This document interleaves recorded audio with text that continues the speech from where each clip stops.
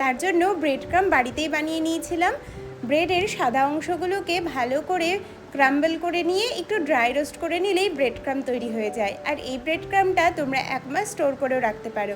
Onion রিংসের জন্য পেঁয়াজের গোল করে কেটে নিয়ে মোটা দানাগুলো বেশ ভালো করে ছাড়িয়ে নিতে হবে। বাদবাকি পেঁয়াজ তো আমাদের কিচেনের অন্যান্য কাজে ইউজ হয়ে যায়। এরপর 1 কাপ মতো ময়দা, 1/2 কাপ কর্নফ্লাওয়ার, সামান্য লঙ্কা গুঁড়ো, একটু লবণ দিয়ে বরফ গোলা জল দিয়ে বেশ ভালো করে একটা মিশ্রণ বানিয়ে নিয়েছি। আর ওইদিকে এমনি শুকনো ময়দা আর তার সাথে ব্রেড ক্রাম্বও রেডি করে নিয়েছি। একের পর এক যেভাবে দেখাচ্ছি, প্রথমে শুকনো ময়দা, তারপর এরকম গোলায় ডুবিয়ে ব্রেড ক্রাম্বে 1 কোট করে নিয়ে একদম অল্প তেলে ভেজে নিতে হবে।